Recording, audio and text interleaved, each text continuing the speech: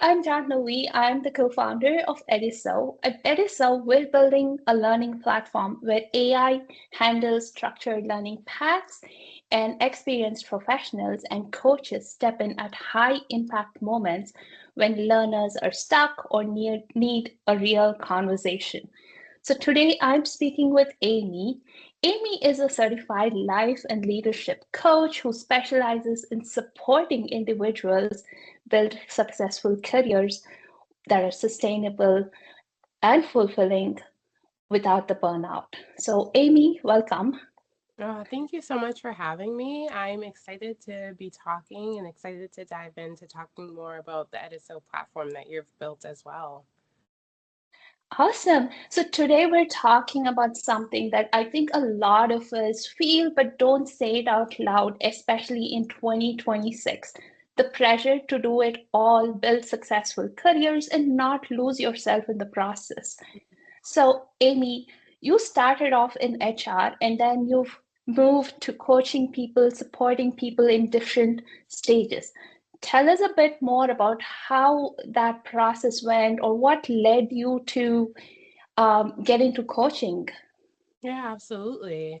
So, my background is in HR. I got into HR really wanting to help people, but also to understand the systems that help people to have a better experience with their relationship with work. And then over the years being in HR, I noticed two main things that really stood out to me. On the one hand, as people gained more responsibilities and had families and maybe were caring for their elderly parents, like all sorts of life experiences that I truly feel translate to the workplace and help you to be better. You're managing more, you're thinking about different aspects of things. So it makes you stronger with your life experience. Yet the reality of it was that people were kind of having to take a step back from being as competitive in their roles as they once were over the years. Sometimes that would look like people's peers getting promoted over them, and sometimes it would look like watching the pay gap grow. That was one main thing that I noticed. The other thing was that sometimes if people were first in their experience, whether it's first to go to university or be at a certain professional level, they would feel like something's not right. This doesn't feel like where I'm going to carry out my next few decades. This doesn't feel like it for me, like something's missing, and have a really limited network of people to turn back to explore what do I do now? And so those two main things made me reflect and think, how can I have a bigger impact and dig into these deeper conversations to help people navigate having a fulfilling and sustainable life? And so that's really what prompted me to go and become a certified life and leadership coach. Oh, so as you're talking about those multiple points, I can see myself and see the various times that I've been guilty of comparing or judging myself about looking at other people's promotions or kind of seeing where I am. And then there are multiple points where I could think maybe this isn't what I wanted to do, and but so on and so forth. But it's not always clear where that gap is. And in your experience, what kind of helps or where do you see people understand that there's a gap in where they want to be and how they want to approach their own careers or lives? Yeah. Oh, well, thank you for that question. I feel like exactly how you describe it is how it is for a lot of people is first gaining the clarity on, wait a minute, where do I want to go?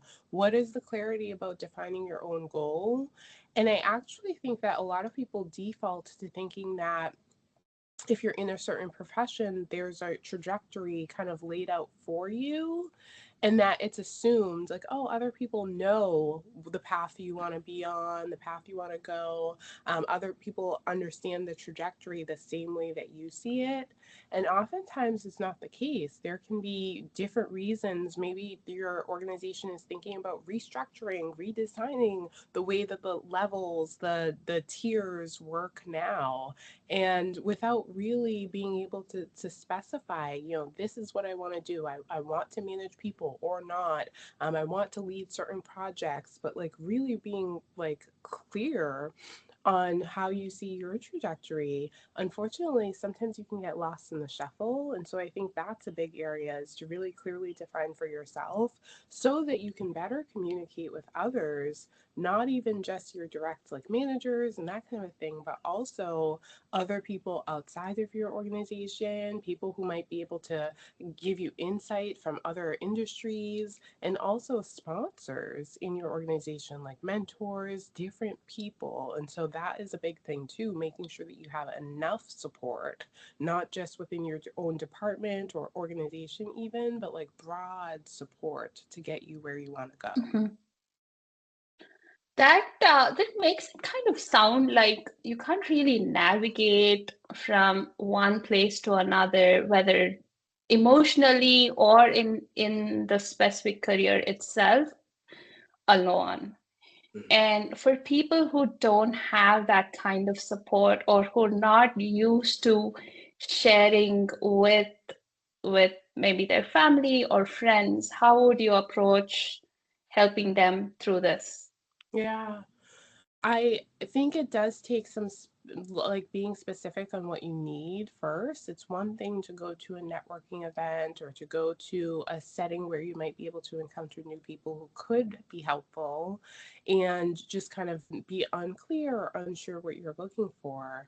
A lot of times when I'm working with people, they really pinpoint like, oh, I need a mentor and I would like for them to have, certain experience, certain, like, maybe you're a parent and you prefer for them to be a parent as well, so that they can help you navigate the nuances of your lack of time, energy that you may have. And so, like, really being specific about what are those certain things, what are even the role that you're looking for to fill from one time to another, especially because you can have mentors, right? Like, there might be one person within your organization who is a huge benefit to you, but to still also have one externally. Maybe there's something you'd like to do in the future that is, outside of the bounds of your organization, be on a board, volunteer in a certain capacity. And so, really be thinking about the whole picture of your life and your different ambitions in different parts of your life, and finding the seats in these specific places, because that's what usually gets you there, is the real being specific, really being specific. Oh, I like that answer. I mean, since I've started building Ediso, I've been very active in building my own network professionally, but the underrated benefit out of all this was I'm meeting people who are kind of in the same space, juggling many things, along with building startups, and it's really nice to connect. And I totally hear you on that. I like that advice so much. And switching gears a little bit, so in 2026, a lot of people are switching careers. They're trying to figure out where they fit, and but they're also concerned sometimes about this doubt, about like the uncertainty that comes with it. So for someone who's thinking about switching careers but terrified it'll blow up and it'll make them worse off, what do you actually tell them? Yeah. I think that's a very real thing to think about, is you have these ambitions, but what is the actual path towards getting where you want to go, towards defining it? And so it is somewhat connected to what we were talking about, where it's like if you expand your network and are surrounding yourself with other people who have done similar things to what you want to do, you start to expose yourself to options of, oh, that worked really well for them. Maybe that could work for me. And for some people, honestly, they don't have a lot of people who believe in them or believe, exactly the vision that they're thinking of. Like for yourself, launching your business, doing Ediso, it's like maybe there are some people who are thinking, like, what are you doing? Or why would you, shift, or those kinds of things. And so it's always interesting to hear how many people have, a big network of people who try to keep them in the comfort zone, keep them, doing something that feels safe. And so to really allow yourself to break outside of that and expand who you're surrounding yourself with so that you really have people to go to, like you were talking about, bounce ideas off of, you know, do in a similar space, understand your what you're building. And when you hit those roadblocks along the way, have people to call on.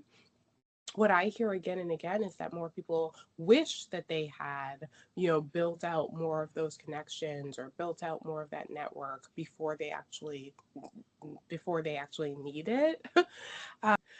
Um, but then on the other side of it is your experience as well. So really looking at your experiences and how do they combine with the path that you're wanting to define in yourself. For a lot of us, it's not a clear, like straight line.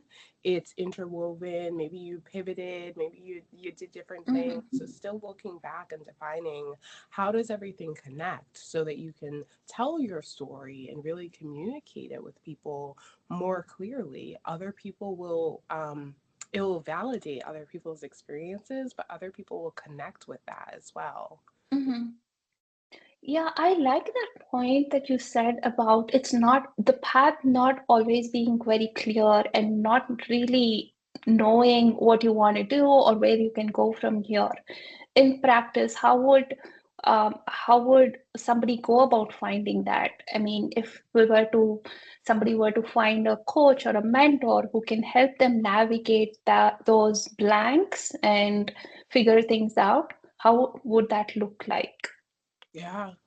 So, understanding, I always think that you should try to interview at least a couple of people, especially because there are some tangible things. So, yes, that they, you know, work within the area that you're looking for support with, that you feel like they, you know, understand your goals and where you're trying to go. But also the like more intangible things. Do you connect with them? A lot of times it's the people who work with me, we'll be in a conversation and they say, "Oh my gosh, like Amy, I never tell anyone this," but they feel comfortable, you know, sharing a full vision that maybe they haven't shared with others in their lives. They feel comfortable like exploring what's possible and digging into different possibilities, knowing that just because they, you know, are thinking about something one time, it's not written in concrete. We can play with it and kind of figure out what's going to make the most sense right now. And so I think just having that like comfort and the ability to really be able to partner and collaborate with your coach is also really important, so that you can give yourself space to be creative, to not hold your plans so tightly, but to actually give yourself a little bit of like experiential place and sometimes like creative space is more what we're lacking than some of these like concrete pieces. Yeah, so the experimentation part, I mean that I like having a lot of certainty. And Yeah. I think when you say experimentation, that rang like many alarm bells around me. So, do you see that happen with people that you work with? And if that's the case, how would you go about helping somebody open up and start to um, allow themselves to experiment or explore? Yeah. Thank you for asking that, because I think when we're both talking about our paths and the different things that we've done and how you've, you know, launched this now, there is experiment along the way anyways. So it's just kind of like this mindset shift of really when you look back and think about how your path has gotten you to where you are today, there has been some testing, some, oh, I thought it was going to look this way and it looks entirely different than I ever thought it would. So allowing yourself grace for that, like that is the reality one way or the other. And then more like on the science back end of things, realizing that just because we want to form a new habit or form new routines or ways of doing things in our lives, it's not this copy paste and the first time we try it it's going to stick. The reality is usually it's gradual changes. Usually we try something and then I do appreciate the question you're asking so much, because I don't think we really do build in enough time in our schedules to reflect on how things are going, what's feeling good, what's working, what's not working, so that we can iterate along the way. And so that's the great thing about working with a coach, especially longer term, is that you can, adopt a new routine, adopt a new habit, and then over time look back and say, oh, like actually let me tweak this, let me tweak, like this is working a little bit better, but it's not where I'd like it to be yet, and iterate along the way. Give yourself that opportunity to continue to grow and develop into a more ideal version of yourself. Wait. So this reminds me about one of the things that you've mentioned in our initial conversation, and something that a lot of us can resonate with, wanting to do it all. Mm, Because when you talk about experimentation, or allowing yourself to explore, try something out, and be open to the outcome, yeah. it also reminds me of this doing it all and the burnout that comes with it. And if somebody says explore, experiment, and try it out, which is amazing, like I totally agree with you, like the intellectual portion of me totally agrees with you. But but it also says that, well, my checklist of things, my task list, which Yeah. already has 100 things, will now have to deal with many other things that may come that I don't necessarily want, because I'm experimenting and trying to be open. So, how would you balance this with that do it all person, and balancing that burnout? Yeah, it's a real question that I think would be on the minds and hearts of a lot of us. Is then you have your real life and it's limited time and energy, and so how do you manage without burning yourself out? My approach to things is that my coaching style, I really do think that in general we do a lot already. A lot of times we're not even acknowledging how much we're really doing and how much we're really getting done.